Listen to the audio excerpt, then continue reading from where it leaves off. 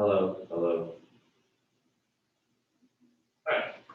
So here's what I've got now for doing domain and range with interval notation. And this is just helpful. Set builder will do differently. But if I'm doing this, sometimes it's handy to write the way it goes.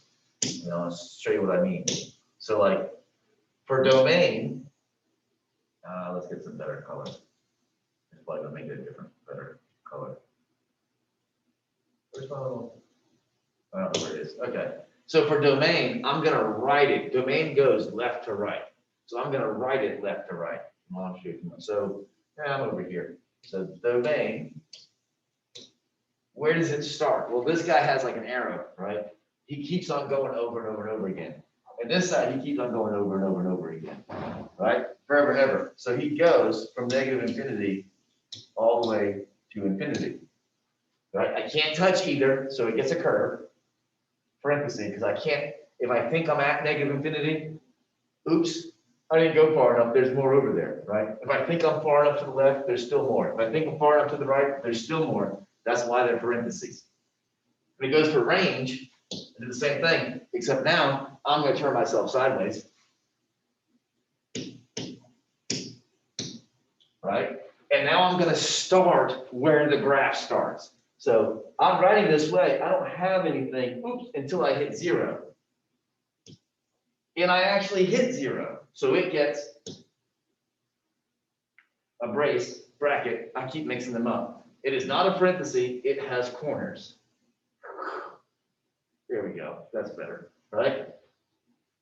And then this range keeps on going forever. And therefore it goes forever. That makes sense? A little bit? So my big deal is I go domain, I go this way, and I'm going to write it this way. Remind me to look left to right for interval notation. Range, I'm going to write this way to remind me to go from bottom up. You'll see. Hold on. Do another one. This guy's crazy. Whoops, one touch or two. See if I can get this.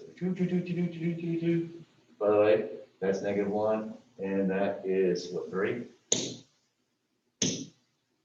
So domain, I'm gonna go up top this time because it's gonna just be, I don't know, different. Domain, all right? I'm writing left to right. So I start, I have a graph here, right? Graph's going fine. I have graph. Actually, let's go this way. Come on. This is by the way the section where I was like, ooh, this is actually gonna work. So my domain, right? I have graph all the way to the left. So that's negative infinity. And I have no issues till I get here. Here's an issue right there. That's -1. I have an issue at -1. That's that section. There's more. There's a jump. So jump, there's my U.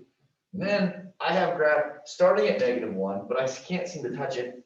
And that goes on until 1, 2, about 3. Don't touch that either. And then there's another piece. So great, that starts right there at 3, and that goes on for infinity. And hopefully you see that my interval notation here for the domain goes across the graph. And that way I don't miss any pieces, and I don't mess up any pieces. I can squeeze that in and write it better later. But if I go left to right as I write my domain, I should be able to get all of my pieces. Same thing here for range. I'm going to start at the bottom. I'm going to fall down. No, don't actually touch anything. It goes all the way down. Next, negative infinity. Right? And I have no issues at all until, ooh, he does something really strange. Oh, but he gets down there too, right? I think this side, it looks like they meet. Not really meet. When I, oh. Not meet like meet like touch, but I think that this guy's below and he ends up getting really, really close. If I remember correctly, that is not really a half. I think I have a hole. I needed to like find out what that max was. but I'm gonna call it -2/3. I'm lying to you because I forgot to have to go back and look at the function. I can't remember what I put in, and I'm not zoomed really well, but I'm gonna call it -2/3. That's pretty close. And I'm not touching it, I don't think. Right, but then I can visually see I have a jump, and I'm writing it right there as I get to the jump. So I'm gonna have a jump, and it looks like I hit here at like negative, I'm gonna call it it's not a fifth, I'm gonna call it a tenth, -1/10. I remember I did something really crazy here. And then this guy, and then I keep on having, even though this guy's jump is a little higher, I go lower here. And then I keep on going. So I have a Y value all the way up to the top. So that's when I stop. That makes sense, kind of? And this way you can kind of make your domain range visual with your visual. When you're on a graph, you should do things visually. So let's write it out visually. Yeah, that one did ugly other things. This is like basic. All right, right here, same thing, domain. If I'm writing it out horizontally, I know it goes from over here and I don't have any breaks, so I'm good the whole way across.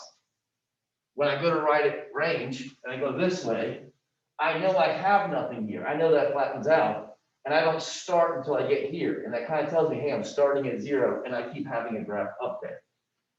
So if you write it down the way it looks, if I do my range and I write it up and down, because range goes up and down, the range should be easier to do. And if I write my domain left to right, it'll let me do domain left to right.